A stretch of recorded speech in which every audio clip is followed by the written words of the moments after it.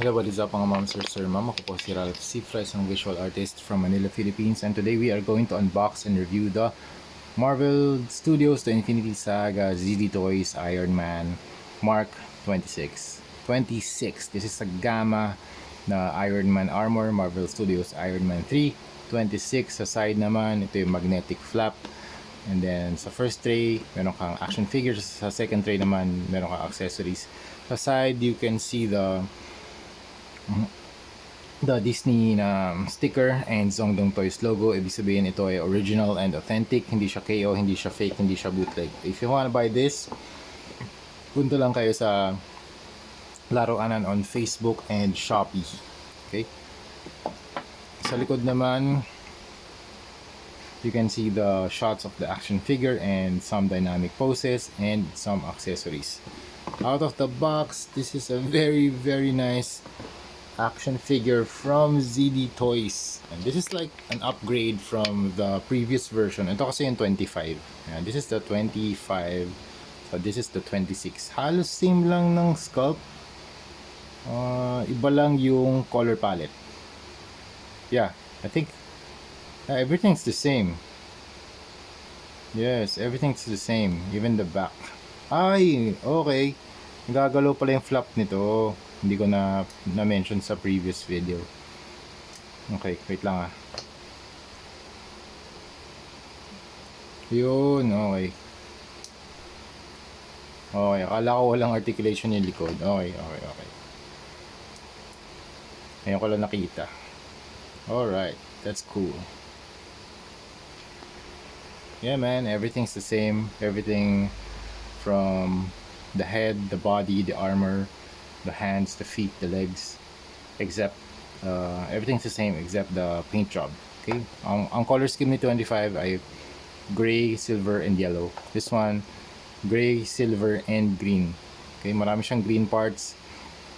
Meron siyang green parts dito sa head, sa shoulders, and then shoulders sa upper part ng kanyang chest, dito sa likod, itong rear part, tapos yung kanyang jackhammer parts, and then sa legs, leg armor, and then dito sa lower leg din, and then sa toe.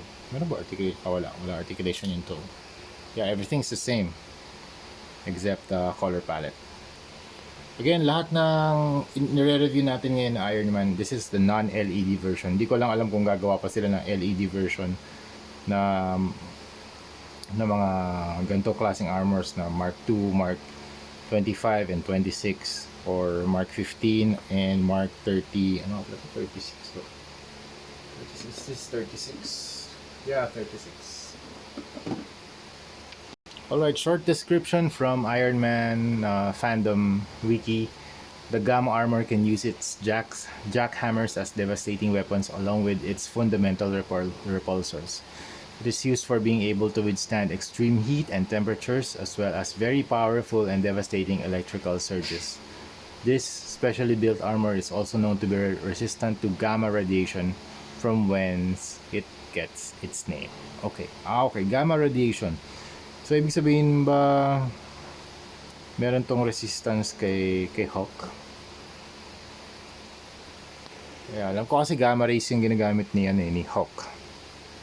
Alright, start tayo sa review. The head, meron siyang, yun nga, as I mentioned before, marami siyang green parts. Yung green niya dito para siyang metallic green na parts. Para siyang emerald, para siyang grass green, hindi siya emerald green, para siyang grass green, para may touch ng lime.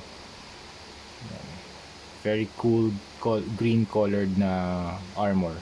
Ganda rin ng color separation. You have the grays, the silvers, and the blacks. Tapos meron kang arc reactor. You have the eyes, non-LED siya, hindi siya umiilaw. And same lang nung review natin dito, same sculpt sa 25. This will be the same articulation too with 25.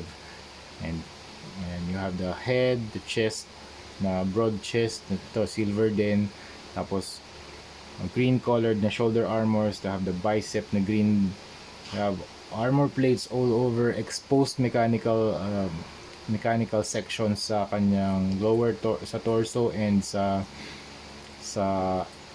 stomach section. Meron din exposed metallic na mga parts din dito sa legs niya. Very seamless din yung design kapag binend mo yung kanyang knees. Okay. Tapos you have the very huge na jackhammer na arms on both sides, left and right. Okay, tapos sa likod, movable pala tong flaps na to. Hindi ko nasabi dun sa previous video. But yun, meron din siya mga hydraulics on both arms, sa likod ng kanyang arms, and then dito sa likod ng kanyang legs. Very cool feet design. I think kahit ganyan yung feet niya, nakakatayo naman siya. Okay? Wala namang problema sa pagtayo. Kahit na medyo maliit yung space. Medyo mas maliit yung space nito compared sa body. Okay? Nakakatayo naman siya. No problem with that. Okay, ang accessory niya, dalawang fire effect. This one. Yan, ganyan. Pwede nyo ilagay sa ilalim ng kanyang feet for booster effects such as this. Okay? Alright. Tapos, tanggalin na natin yan. Meron din siyang stand, hexagonal stand from the Marvel Studios Iron Man 3 1/10 scale. Okay? Okay, in terms of articulation, head can look up, down, left, right, 360. Okay, arms can move 360. Shoulders can move out. You can rotate the shoulders, the arms. Tapos, ito, single joint lang talaga to. Hindi mo na siya mamove dahil nabablock nitong part na to. You can stretch. Medyo may gap lang na onte. Ab crunch. Tapos stretch, tilt, meron din pull down yung legs, kick that far. You can also twist this, tapos bend yung knee, and then ball joint yung paa. Overall, this is a very nice suit from ZD Toys, and lalo na pag magkatabi to, sobrang aangas niya tingnan. Meron din pala articulation dito sa likod, yung flaps niya, grabe.